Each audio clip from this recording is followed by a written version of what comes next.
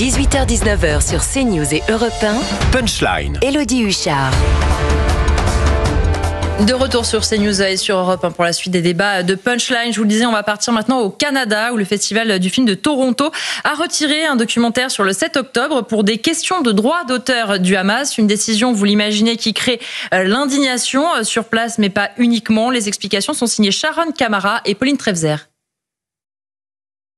Il devait être diffusé lors du Festival de Toronto en septembre prochain.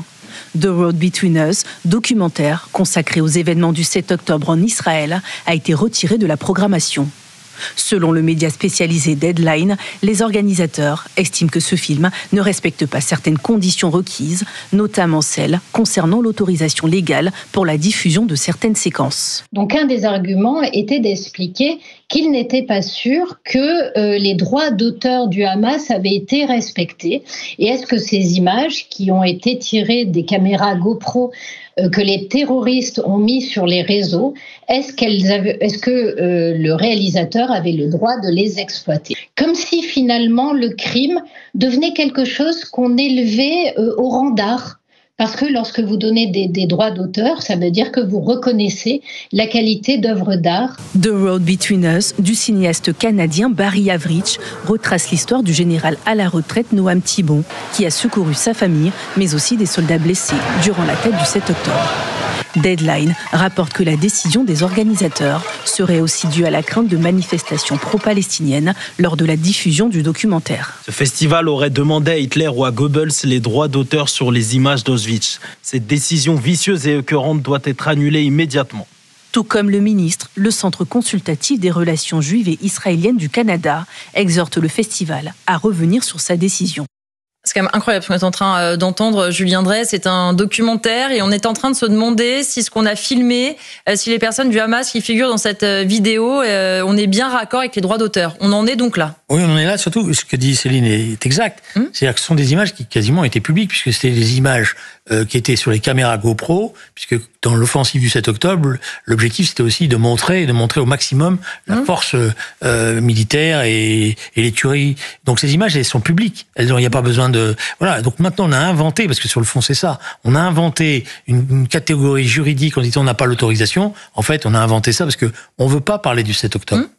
Et on ne veut pas montrer la réalité, ça revient à ce qu'on disait. C'est ennuyeux de montrer la réalité du 7 octobre. Il vaut mieux parler du peuple génocidaire que de parler de ce qui a créé cette situation et surtout de ce qui s'est passé pendant ces journées-là, qui sont des faits comme ça fait longtemps que dans l'humanité. Je veux dire, rappelez-vous, on en est encore au stade dans les discussions où j'entends des gens me dire « mais les bébés dans les fours, ça n'a jamais existé ».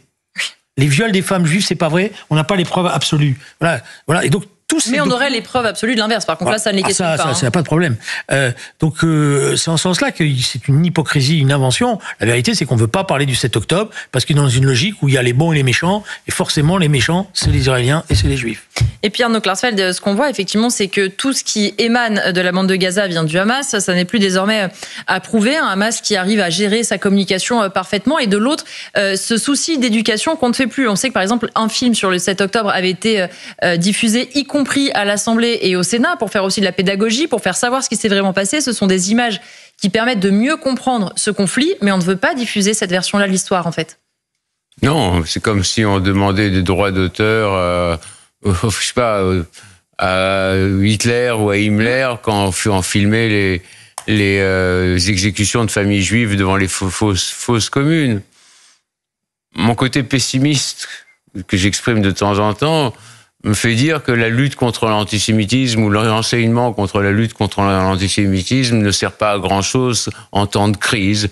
Les seules victoires pour la lutte contre l'antisémitisme, c'est qu'un grand parti d'extrême droite, qui n'est plus d'extrême droite, comme le Rassemblement national, ne soit plus antisémite aujourd'hui. Ça, c'est une victoire. Et le négationnisme qui existait dans les années 70, bon... c'est considérablement éteint. Il n'y a personne de sérieux qui maintient que les chambres à gaz ou que l'Holocauste n'a pas existé. C'est les deux seules victoires que je vois contre l'antisémitisme. Mais en temps de crise et de conflit, comme on voit aujourd'hui avec des juifs qui tuent des musulmans, après que quand même des musulmans aient tué des juifs, ça explose parce que dans les pays occidentaux, il y a une communauté musulmane qui est importante, une communauté juive qui est 10 fois moindre, en tous les cas, en France, et une partie de cette communauté musulmane, une minorité agissante, en veut aux Juifs parce que les Israéliens tuent des Palestiniens, alors que Israël se défend. Israël est un tout petit pays dans un vaste océan hostile, et fait ce qu'il peut pour survivre et essaye de le faire démocratiquement. Bon, il y a des victimes, évidemment, il y a des victimes civiles, il y a 25 000 victimes civiles à Gaza, et chacun, quand on voit les vidéos d'enfants qui cherchent leurs parents, c'est évident, on pleure, mais si on avait filmé les enfants allemands pendant 1945, le monde aurait été du côté de l'Allemagne nazie. C'est le Hamas qui est responsable de tout ça, et Julien, moi ou d'autres, on essaye d'expliquer avec modération que c'est le Hamas qui est responsable. Il a attaqué, il pourrait baisser les armes, il pourrait rendre les otages, il a accumulé l'argent de l'aide internationale. Au lieu de faire vivre sa population, il a construit des centaines de kilomètres de tunnels, il a détourné l'aide. C'est lui qui est responsable parce qu'il a une idéologie de vouloir détruire Israël. Sinon, et donc c'est très compliqué pour Israël. Si Israël ne répond pas, Israël n'a plus qu'à mettre la clé sous la porte et partir au Birobidjan ou sur un coin de banquise. Donc c'est une lutte qui est une lutte existentielle pour Israël. Et je voudrais qu'on écoute. Si vous me permettez, il faut que le monde comprenne qu'aujourd'hui c'est Israël, mais que demain ça sera le reste du monde. Oui.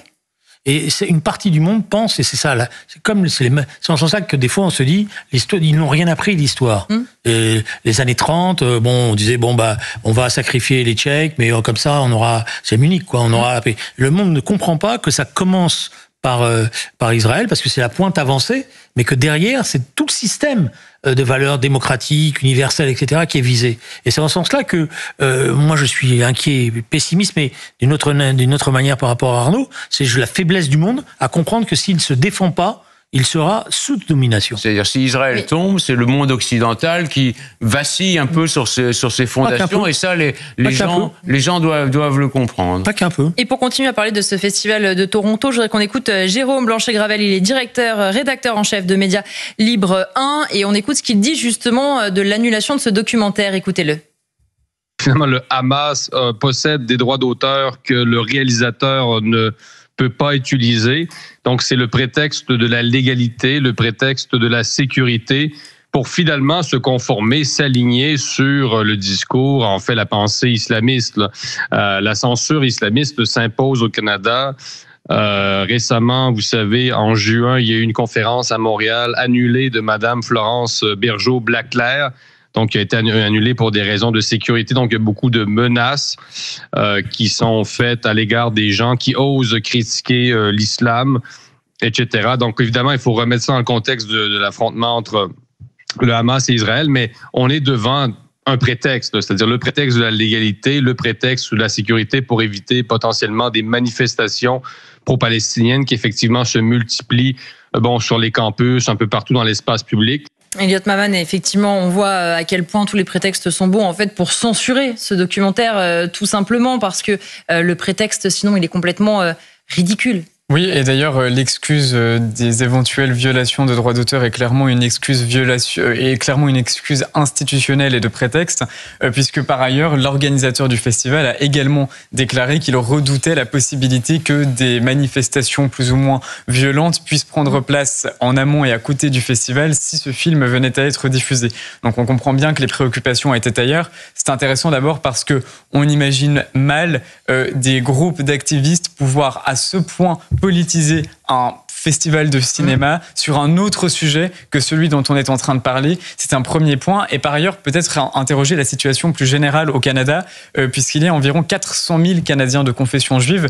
C'est environ le même nombre de personnes de confession juive qu'en France, ce alors même que la population canadienne est beaucoup moins grande que la population française en termes de nombre d'habitants. Et donc on comprend à quel point le Canada est important pour les Juifs et que vice-versa, les Juifs sont également importants pour le Canada, alors même que le climat social et sécuritaire sur place s'est largement dégradé pour les personnes de confession juive au cours de la dernière décennie et évidemment tout particulièrement depuis le 7 octobre. Donc c'est un premier point extrêmement inquiétant et simplement un deuxième point qui est une petite anecdote. Il y avait déjà eu une polémique analogue il y a un an dans le cadre de l'organisation de ce même festival à Toronto, le TIFF, qui cette fois-ci ne questionnait pas, le conflit israélo-palestinien, mais concernait la guerre russo-ukrainienne, puisqu'il y avait un cinéaste ukrainien qui souhaitait projeter un film qu'il avait tourné sur le terrain dans le cadre de ce festival. Et là aussi, le directeur lui avait demandé s'il était bien sûr que les Russes avaient consenti à l'intégralité des images qu'ils souhaitaient diffuser.